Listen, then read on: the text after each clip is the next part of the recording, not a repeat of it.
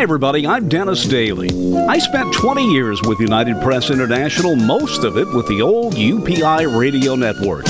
And my favorite assignment was going on the road producing and hosting American Montage. It was an hour-long weekly program.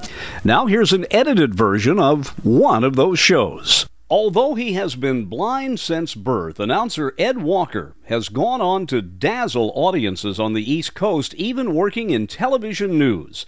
But because he cannot see and relies only on what he can hear, he has become an expert on radio. I sat down and talked to the great Ed Walker about his early experiences growing up in the Midwest, listening to the radio and seeing in his mind what was going on. Going back into the early 1930s, we had an old RCA floor model radio, which was the television of today. It was in the living room, and that's what everybody listened to. And my mother swears that the first words that she wrote into my baby book were "turn the radio on." I must have been, one and a half. And I remember vividly listening to the National Barn Dance out of Chicago, an hour of which was carried, or a half hour was carried on the NBC network, but it was like the Grand Ole Opry. It ran about 4 hours from WLS in Chicago. And it was big stuff in the Midwest. It was like the Louisiana Hayride or the Grand Ole Opry or any of those regional Saturday night country music shows. Then we came to Washington in '36, and I started listening to the radio here and listening to all of the variety shows. You knew what day it was. You know, by the Monday night was the Monday Night of Music on NBC when they had the Voice of Firestone, the Bell Telephone Hour. The Band of America, sponsored by City Service, and I think the first one was the Railroad Hour with Gordon McRae. And 5 to 6 in the afternoon were the kids' shows with Jack Armstrong and Tom Mix and Superman and that kind of stuff. I think that the thing here that is probably the hardest for a lot of young people to realize, you mentioned that it was the television of the time, is that there was radio guide, just as there is TV guide now. That was the entertainment people talked about. That's right. And they had feature stories every week about the stars of the soap operas and some of the comedians and things like that. And a lot of the writers today, like I think Herman Wouk used to write for Fred Allen. Neil Simon was a comedy writer for some of the variety shows in those days. So radio was very big, and most of the stations never played records, or if they did play records, it was in the very early morning, and that's about it. And most of them had live musicians on staff, and they had at least a piano in the studios, and some stations even had a theater organ. Well, even the smaller radio stations, and I guess it's not fair to say smaller. It would be better to say stations in smaller cities, because in most cases there was only one radio station in the smaller cities, and there are still cities like that. But even those stations had what we call airlocks, where I guess a person who's not been in broadcasting would think of it as the two doors you have to go through to get into a store so the snow doesn't get in the winter. Yeah. It was to keep the sound from the hallway out. Yeah. But they had rather elaborate setups, so they could bring 4 or 5 musicians in, and many of them had their own little orchestra. Oh, that's right. Yes, indeed. But anyway, they had those, and then Mutual came along, and Mutual did a lot of mysteries and kids programs in the afternoon. They had a lot of those. Then Sunday afternoon, they had a big block of mystery programs, True Detective Mysteries, Nick Carter, Private Detective, The Shadow was on Mutual, and there probably were some others too, but they were big for that.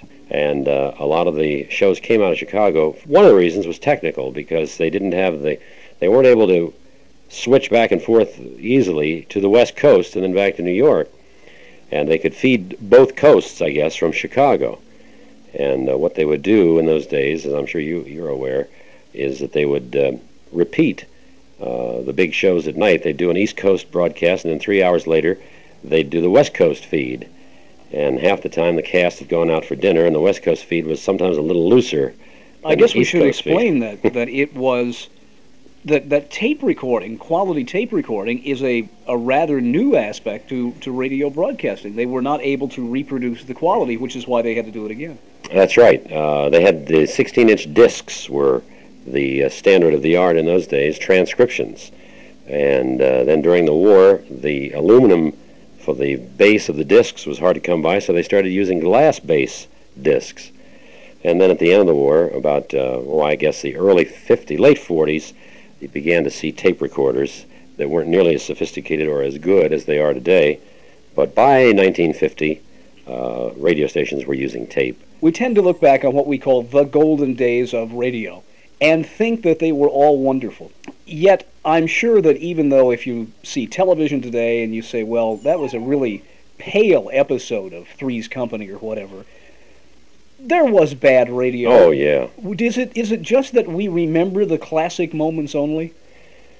Well, I think at the time it served a purpose. I mean, when you hear some of the old radio shows, they're not as sophisticated as as they got to be later on. They were good at the time because you still used your imagination, and there were good writers and there were bad writers, and they were turning it out so fast that it was virtually impossible to have a lot of quality. Mm-hmm. If you had like the daytime kids programs or the soap operas, 15 minutes a day, and a lot of the actors would double. There are famous stories about how an actor would pay a page, let's say, at the Radio City.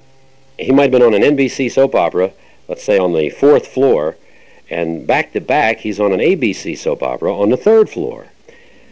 He would pay somebody to hold the elevator, so that when he read his last line and the guy's signing off the show, he'd run down the hall, grab the elevator, go down to the next studio, and he would have a stand-in there to do his rehearsal for him, and then he'd grab the script and go on and do the next show. That literally happened. Well, Paul Frees, who, it's difficult to explain who Paul Frees was. If you say he was Boris Badenov in the voice of the Pillsbury Doughboy, you give the impression in an odd sort of way. You cannot watch a 1950s or 60s grade B movie without hearing Paul Frees someplace. Yeah. You can't go through Disneyland without hearing Paul Frees. Oh, yeah, they used him a lot. I had the wonderful occasion of spending most of a day with him before he died. And he said Hans Conried would do that in Los Angeles, in radio drama. He would be in 2 different shows, or even go from ABC over to CBS to do a middle act, and they would hand him the copy, and he would say to them, "What am I playing today? How old am I? What should I sound like?" Yeah, it's an art form, and a lot of people don't realize it, that radio actors, it was a fraternity of its own. And not only did you have to be able to read well, which was, of course, important, but you had to be able to interpret well and to add what they call body English, learn how to work a microphone. The Lone Ranger, for example, back to the Lone Ranger, you couldn't write into a script when the Lone Ranger, all right, steady, big fellow, and he'd, hop on the horse. You don't write that into a script, and they would just have that, those little innuendos or little sounds that you make, grunts or whatever, that you just couldn't write in. They just had to know how to do that. In other words, even though the man is standing in one place, he had to sound as if he's getting off a horse. That's right. Let's do a little bit of mic technique here. If you would, we'll set up a little thing. Just now, I don't want you to move anything but your head or whatever else, or the microphone. Mm-hmm. But in this case, hold the microphone still, because if you were using a microphone on a stationary stand, you couldn't. You and I are going to talk, and we'll create a situation where you have to leave. It's like coming in through the door. It's that kind of thing. It's too bad we don't have a door here, we can say. But suppose, for example, we're talking, and we'll just improv a little thing here, where it's necessary for you to reach around and get a book off the wall or something. Well, all right, we have some pictures here, some of the great radio stars in a book here. And if you just pardon me for just a minute, Dennis, I'll go okay, that's this out of the bookcase here. Quite a few books there. Yeah, we got a lot of books up here, and most of them are old. Watch it, don't that one. You all right there? Okay, that's the one. And okay. Now here it is. And, you didn't go anywhere. You just turned your head. Just reached around. The bookcase happens to be behind me, and I just bumped a few books around in there. Well, Ed Walker, thank you. You're certainly a wealth of memories about radio, an era which is not that far removed from us today, but maybe an era that we all ought to pay more tribute to. Well, thank you, Dennis. It's been fun. I always love to talk radio, as you know, and I just hope more people start listening to it.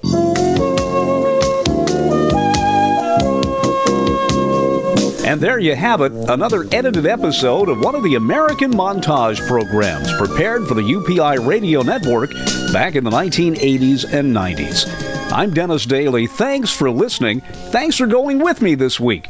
And check YouTube for more American Montage programs.